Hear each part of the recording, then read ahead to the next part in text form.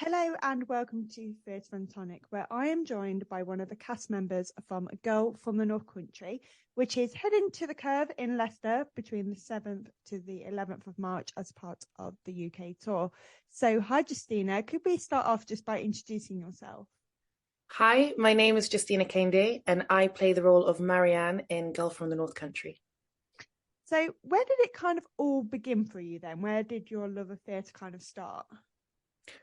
I suppose I'm very grateful to my mum, who, when we could, would take us to the theatre. I remember for my seventh birthday, we went to see The Lion King, and that was like a really big event for me that I still remember to this day. And then I was also very lucky in my primary school and also in my secondary school. I had teachers in primary school. In particular, my year six teacher was very passionate about the creative arts, and so we did probably more creative arts than SAT preparation. And then when I got to secondary school, we had a really dedicated drama department. So we would have end of school year productions.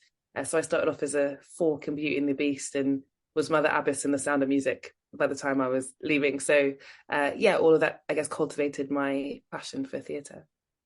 And I was looking you up and you've kind of like dipped your toes in quite a lot of different things, haven't you? You kind of draw on different influences. So can you talk a little bit about that? Because you're not just an actor, you do all sorts, don't you? Yeah, I suppose I think storytelling is really powerful, but I think that we tell stories in lots of different mediums, and different stories require different mediums. And I suppose for where I am in my career as well, like I think I have different skill sets to tell different stories. So I started off directing because that was the way that I could tell the stories I wanted to tell. And then I also write and I also act as well. And I've learnt so much from each of those disciplines that they actually inform one another and inform the work that I do. And it's a real privilege to be able to move between all three. And I guess with this as well, like, is it something that you would always encourage people who are kind of like, oh, I want to go into the industry, but I kind of don't know where to start? Would you say to kind of well round yourself as much as possible? Yeah, I mean, I think it depends on what you're interested in about the industry. There are some people who are like, I just want to act, and then it's like get onto as many courses or like youth theatre companies as you can and do all of that. But I also think that great actors, reflect and think about what really good directors are doing. And so if you can't get your foot in the door one way, you will definitely learn in another way. And I do think, for example, with Girl from the North Country, Conor McPherson both wrote and directed it. And so, and I think there's a real privilege in that as he was writing the script, he had a real understanding of what it was going to look like on stage as well. And so in our industry, there are a lot of people who do work across disciplines. So don't be afraid if you can't break in one way, because the other way might actually inform the thing that you were first passionate about as well. Definitely. And who were your kind of biggest influences in the industry when you're kind of setting out? Is there anyone that you kind of really drew into? Not really, because I had a very sort of unconventional route in. I didn't think I was going to work in this industry. I was working in public health beforehand and was really passionate about the advocacy work I was doing around women's health and well-being. But then I was listening to the Hamilton soundtrack and I was like, I can do this as well. And I realized I was actually still young. So my route in was not a conventional route in. But I would say probably like my introduction to the creative arts was through fiction and books. And I owe a lot to the writers who inspired my childhood to imagine other worlds. And in many ways, theatre, I think, takes the imagination that is cultivated in fiction and then presents it to us on a stage. So yeah, so it's everyone and everything that I touched on influenced that passion to tell stories. Brilliant. So you are currently touring with Girl from the North Country. So what drew your interest to like wanting to be a part of this musical in particular? Yeah, so I saw it at the 𝗘𝗺𝗶𝗹 Theatre when it had a remount, and the incredible actor 𝗘𝗺𝗶𝗹 was playing the role of Marianne. And I remember not really wanting to go, but my sister-in-law invited me along, and I had no interest in the show in that sense. I didn't know anything about it. And I was weeping by the end of Act One. I'd never seen anything like it. And I didn't know what was happening, but I was like, something is being moved within me. And I watched Gloria and really was moved by the character of Marianne, but was also like, I can do this. And so when I signed with my agents and they were like, oh, what type of music, shows are you into? And I was like, Girl from the North Country, like I can do that. And I never thought it would ever be remounted. It's such a unique show. And I was like, it's done 2 runs in the West End, it's never coming back. And so last year when they emailed me and they were like, isn't this the show that you would like? I was like, oh my gosh. So it really is quite it's a real dream come true to be able to do this, because it was my dream role. And you touched on the point that like Girl from the North Country is such a unique show. And I think you're right in saying that a lot of people are kind of like unaware of what it's about. So they don't know whether it's kind of for them. So how would you sell it to people that are maybe a bit like, I'm really not sure about this, I don't know if I would like it? How would you sell it? I think one of the ways that we talk about it in the company is we consider it as a play that has music. So if you're expecting sort of a traditional musical, you're not going to get that. But what you are going to get is a really moving, well-crafted, in some ways heartbreaking, in other ways outrageously humorous play that has this incredible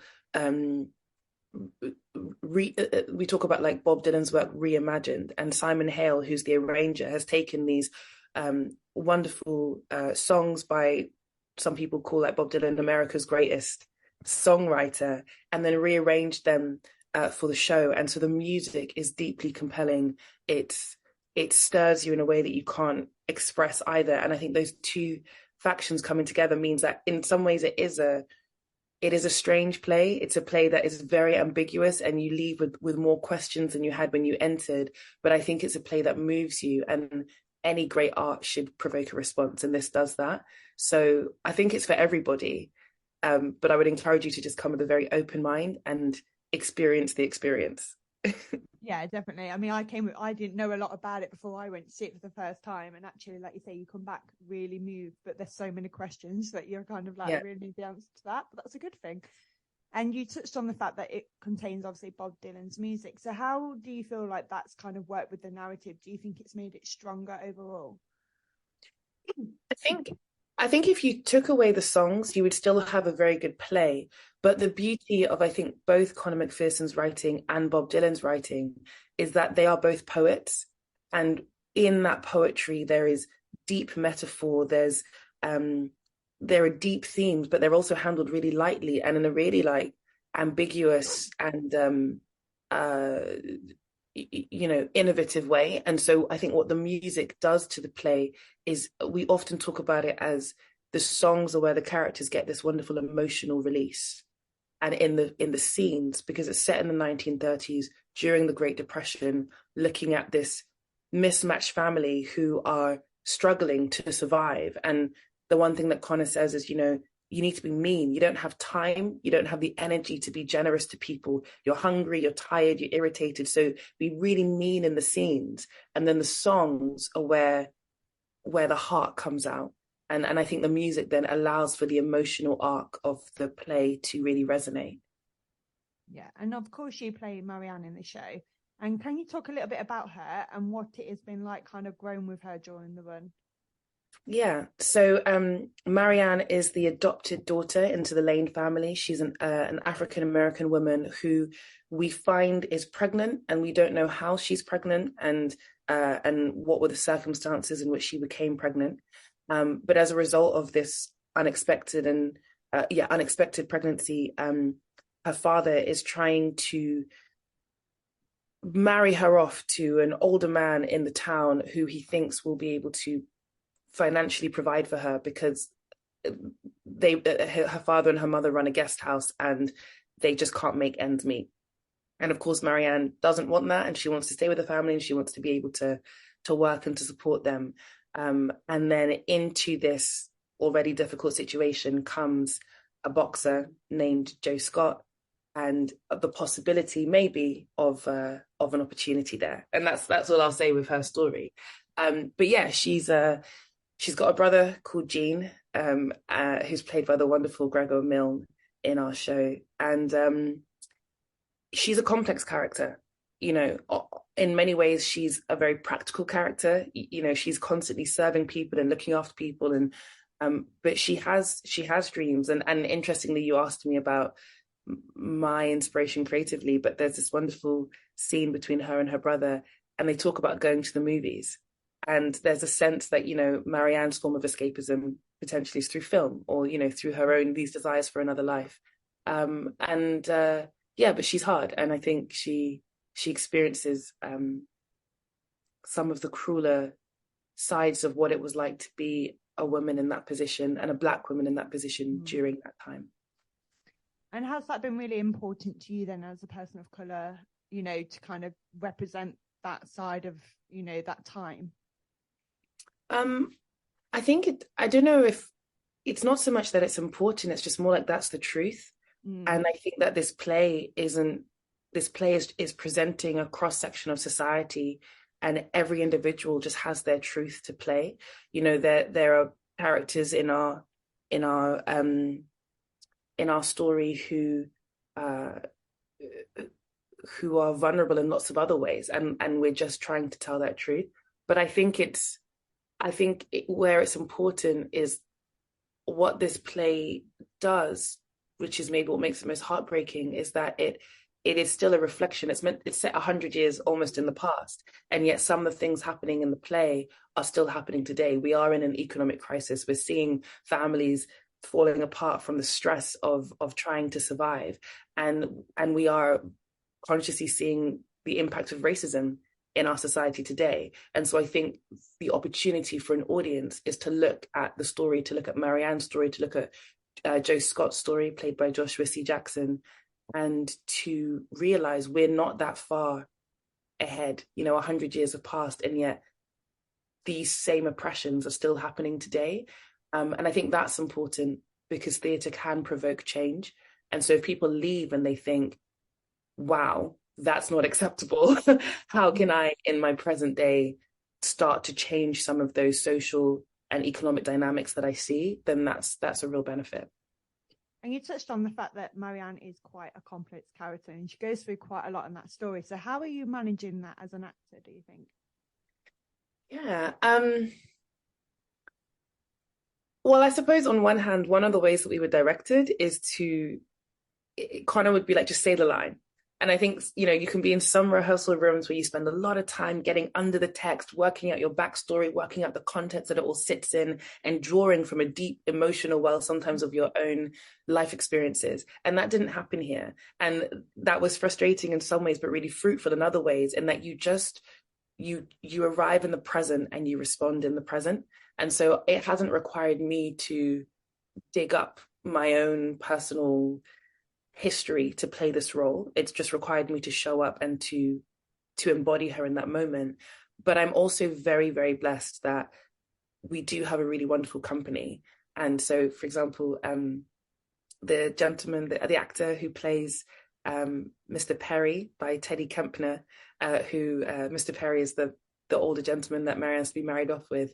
Even though he can say some hard things on scene, backstage Teddy's cracking jokes and always checking in with me and giving me hugs. And so I have this real benefit of knowing that when I'm not on stage, I am loved and I'm supported. And so the people who come on stage to act with me are acting and they're not actually venting anything at me. And that creates a really safe environment to then be as vulnerable as my character requires.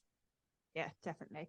And what is your kind of like favorite part in that show? Is there a part with it that still sticks with you? Because I'm guessing it changes all the time, but is there a part that still to this day you're like, wow? There are many favorite parts, and this really is an ensemble show. Yeah. And it's an ensemble show where we feature our ensemble, as well as, you know, and the whoever is playing a quote unquote principal character is also part of this ensemble as well. And so there are so many wonderful highlight moments. But I would say for me, I still get moved listening to Frances McNamee, who plays Elizabeth, my mother, when she sings Rolling Stone at the end of Act 1 and Forever Young at the end of Act 2. It's still over 100 plus shows in, moves my soul.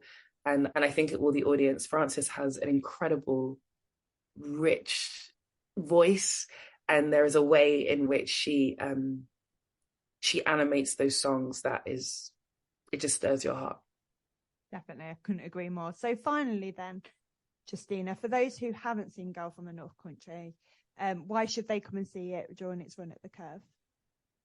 Come and see Girl from the North Country because it is a piece of theatre that you haven't seen before.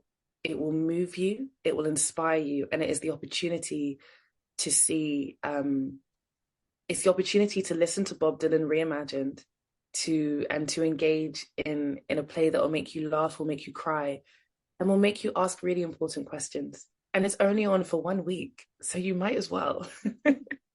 Thank you so much, Justina, for your time and for chatting about Girl from the North Country. Thank you very much.